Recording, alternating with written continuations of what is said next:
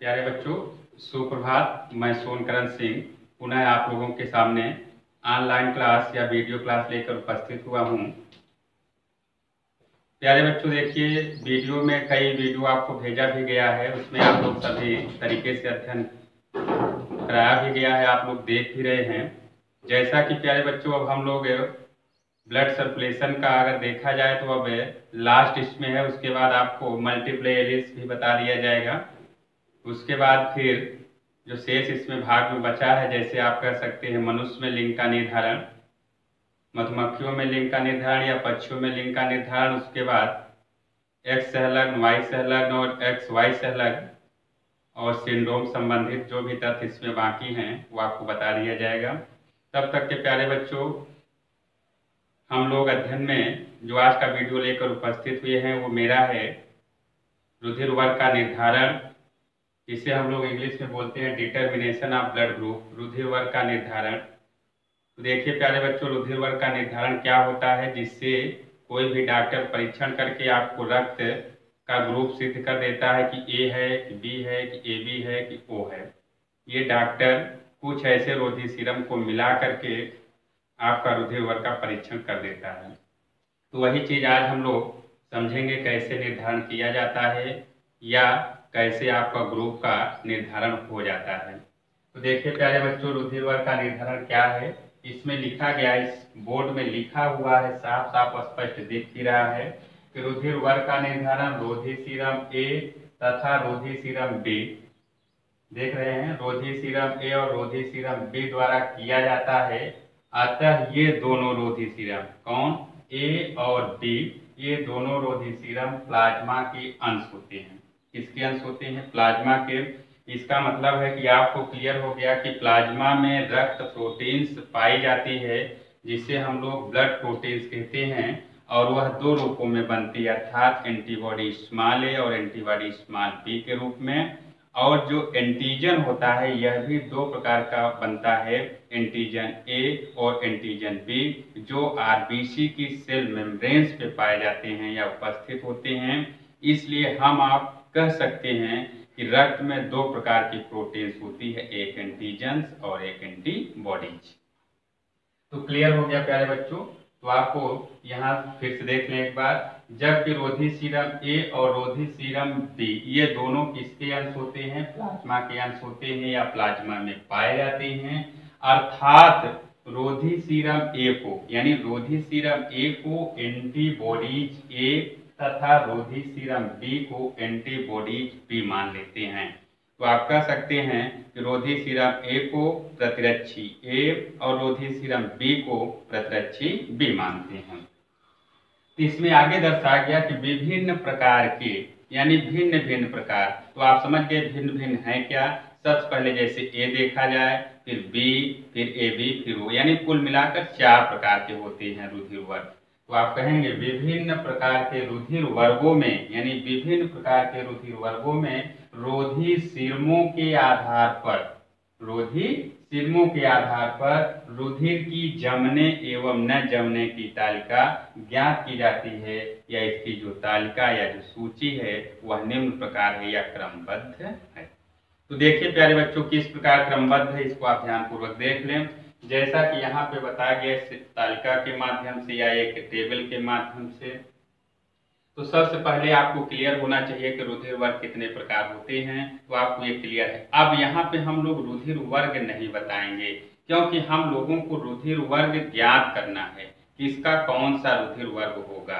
तो देखिए यहाँ पे रुधिर वर्ग यहाँ पे लिख दिया गया है, क्योंकि जब हम ज्ञात कर लेंगे तब रुधिर वर्ग लिखेंगे, नहीं तो रुधिर वर्ग नहीं लिखना चाहिए। सबसे पहले आप लिखेंगे रुधिर वर्ग, फिर रोधी सीरम ए, फिर रोधी सीरम बी, अर्थात रोधी सीरम ए को प्रतिरक्षी ए और रोधी सीरम बी को प्रतिरक्षी बी मानते हैं। अब प्यारे बच्चों ध्यान से सुनेंगे। जैसे आपका रुधिर मैंने ले लिया, या आपका रुधिर किसी डॉक्टर के पास गए, तो आपके नसों से 1 ml या 2 ml या 3 ml रुधिर को निकाल लेता है। निकालने के बाद 2 पात्र होते हैं, जिसे हम लोग रोधी सीरम कहते हैं, उन रोधी सीरमों में वो रख लेता है। और रखने के बाद उसमें नाम लिख देता है कि रोधी सीरम ए को ए बताता है और ए को बी बताता है, अर्थात रोधी सीरम ए और बी मान लेता है।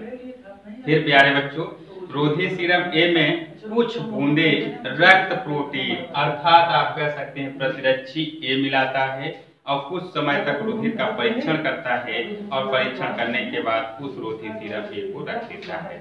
फिर रोधी सीरम बी में कुछ प्रतिरक्षी बी मिलाकर के वो उन्होंने चेक करते हैं और उसको 1-2 मिनट के अंतराल में फिर दोनों रोधी सीरमों को एक स्थान पर रख देता है। कुछ समय के पश्चात जब दोनों रोधी सीरमों का जब दोबारा परीक्षण करता है व्यक्ति या डॉक्टर, तब उसमें देखता है कि रोधी सीरम ए में रुधिर क्लॉट हो चुका है, यानी थक्का बना लिया, उसमें सर्कुलेशन जैसी कोई कंडीशन नहीं दिख रही है। रोधी सीरम जो बी है उसमें रुधिर उसी प्रकार से है जैसे आपके नसों से रुधिर लिया गया है, उसमें किसी भी प्रकार का थक्का या क्लॉटिंग की संभावना नहीं दिखी। तो इससे स्पष्ट होता है या इससे सिद्ध होता है कि जिस व्यक्ति का रुधिर रोधी सीरम ए में प्रतिरक्षी ए मिलाने से क्लॉट होगा, परंतु रोधी सीरम बी में प्रतिरक्षी बी मिलाने से रुधिर क्लॉट या थक्का नहीं बनाता, वह व्यक्ति रुधिर वर्ग ए का होगा। आगे बात समझ में? तो कहने का तात्पर्य यही होगा, इसमें लिखा गया कि रुधिर वर्ग में देखा जाए तो सबसे पहले ए रुधिर वर्ग आपने निर्धारित किया। इसमें दिखाया गया कि रोधी सीरम ए में रुधिर जमेगा। क्यों जमेगा कि आपको क्लियर हो गया, यानी रक्त जो लिया गया है उसमें ए एंटीजन पाया जा रहा है, क्योंकि ए एंटीजन के साथ ए एंटीबॉडी की उपस्थिति नहीं होना चाहिए। इसका मतलब है कि रुधिर वर्ग ए में ए एंटीजन के साथ एंटीबॉडी बी होना चाहिए। जब बी होगा तभी रुधिर का क्लॉट या थक्का नहीं बनेगा। यदि ए एंटीजन के साथ यदि ए एंटीबॉडी मिला तो रुधिर क्लॉट हो जाएगा, थक्का बना लेगा, जिससे नसों में या धमनी और सिराओं में सर्कुलेशन रुक जाएगा और व्यक्ति की मृत्यु हो जाएगी। तो देखिए प्यारे बच्चों, यहाँ पे फिर से रुधिर वर्ग तो आपको क्लियर हो गया कि ए आएगा। क्यों आया ये? क्योंकि रुधिर वर्ग ए इसलिए आया कि रोधी सीरम ए में जमेगा और रोधी सीरम बी में नहीं जमेगा। क्लियर हो गया। फिर दूसरे ऑप्शन में बताया गया कि जिस व्यक्ति का रुधिर रोधी सीरम ए में नहीं जमेगा परंतु रोधी सीरम बी में जमेगा, उस व्यक्ति का रुधिर वर्ग क्या होगा? बी होगा। क्यों? क्योंकि आपको क्लियर हो गया कि जो रुधिर लिया गया है उसमें पहले से आपको क्लियर होना चाहिए कि इसमें एंटीजन क्या है? बी है। तो बी एंटीजन के साथ ए एंटीबॉडी होना चाहिए, ना कि बी एंटीबॉडी होना चाहिए। इसका मतलब है कि रोधी सीरम ए में रुधिर नहीं जमेगा और रोधी सीरम बी में रुधिर क्लॉट हो जाएगा। जिस व्यक्ति का उस व्यक्ति का रुधिर वर्ग क्या होगा? बी होगा। अगली कंडीशन में देखा गया कि जिस व्यक्ति का रुधिर, कोई भी व्यक्ति हो, अगर उसका रक्त जांच के लिए गया है लैब में, तो अगर कोई भी रोधी सीरम चाहे ए हो चाहे बी हो, चाहे ए एंटीबॉडी मिलाए चाहे बी मिलाए, यह दोनों में क्लॉट हो रहा है, तो स्वाभाविक है कि उस व्यक्ति का वर्ग क्या होगा? ए बी होगा। क्यों? क्योंकि ए बी रुधिर वर्ग में आपको पहले से क्लियर है, इसमें दोनों एंटीजन बनते हैं ए और बी। तो क्लियर हो गया कि जिस व्यक्ति का रुधिर किसी भी रोधी सीरम में चाहे ए हो चाहे बी हो अगर क्लॉट होता है तो उसका ग्रुप कौन सा होगा? ए बी होगा।